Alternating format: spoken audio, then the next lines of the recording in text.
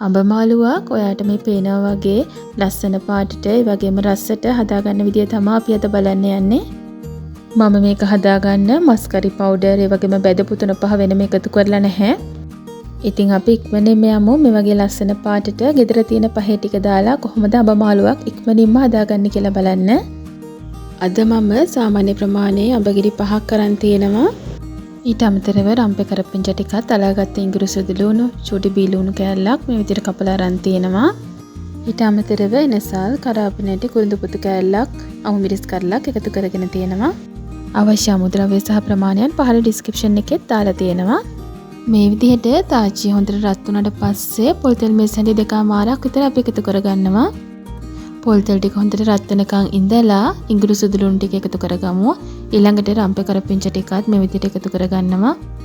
ඒත් එක්කම එනසල්, කරාපිනටි, කුරුඳු පුතු කෑල්ල, ඒ වගේම චූටියට කපාගත්ත බී ලුණු ටිකක් මේ විදිහට එකතු කරලා ටිකක් අවලං කරගමු.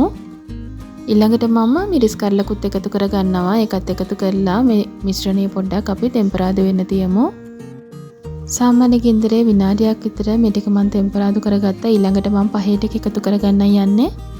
මුලින්ම මම මිරිස් කුඩු මේස් හැඳි 2ක් විතර එකතු කරගන්නවා. මිරිස් රස ඔයාගේ කැමැත්ත අනුව අඩු වැඩි කරගන්න පුළුවන්. ඊළඟට කහ කුඩු තේ හැඳි භාගයක්, 3-5 කුඩු ටිකකුත් මේ විදිහට එකතු කරගන්නවා. ඔන්න දැන් අපේ ලිපේ ගින්දර හොඳටම අඩු කරන්න ඕන. අඩුම ගින්දරේ මේ පහේ ටික අපි බෙද ගන්න ඕන. අඹ මාළුව අර කළු පාටට වගේ ලස්සනට ගන්න පුළුවන් වෙන්නේ ඔයා මේ විලාවේ බෙද ගන්න මේ පහේ ටික අනුව තමයි. පහේ ටික එකතු කරලා අඩුම ගින්දරේ විනාඩියක් විතර මේ විදිහට බෙදගත්තට පස්සේ මම ලිප ඕෆ් කරලා දානවා. ඊළඟට මේ විලාවේ වගේ රසායන ලුණු කුඩු ටිකකුත් එකතු කරගන්න. එකතු කරන් මේ විදිහට කවලම් කරගමු. දැන් මේ ලිප ඕෆ් කරලා තාච්චියේ රස්නෙන් තමයි පහේ ටික බෙදගන්නේ. ඔයාලට පේනවා ඇති දැන් යන්තම් කළු පාට වීගෙන එන්නේ අපේ පහේ ටික. මෙන්න මේ වගේ වෙනකන් ඔයා පරිස්සමට මේ ටික බෙද ගන්න ඕන. ඊළඟට අපි කපාගත්ත අඹ කෑලි ටික එකතු කරගමු.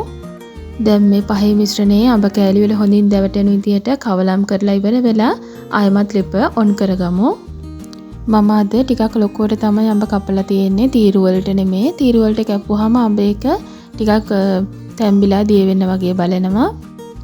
ඊළඟට අඹ කෑලි ටික වැහෙන මට්ටමට වෙනකන් අපි වතුර එකතු කරගමු. ඊළඟට මේ විදිහට ටිකක් අපි අඹ කෑලි ටික කවලම් කරගන්න ඕනේ. මුල්ම විනාඩි 2 ටිකක් වැඩි ගින්දරේ උයලා ඊට පස්සේ ගින්දර සාමාන්‍ය මට්ටමට අරගෙන උයාගමු. සාමාන්‍යයෙන් අඹ තැම්බෙන්න විනාඩි 15ක් 20ක් අතර වෙලාව යනවා. ඉතින් ඒ වෙලාව එක දිගටම වහලම තියන්න එපා. ටිකක් කවලම් කරලා දෙපාරක් විතර ආයෙ වහලා මේ විදිහට උයාගමු. දැන් මේ අඹ ලිපේ තියලා විනාඩි 15ක් විතර ගියාට පස්සේ මම මේ වෙලාවේදී සීනි මේස් හැඳි 3ක් විතර එකතු කරගන්නවා.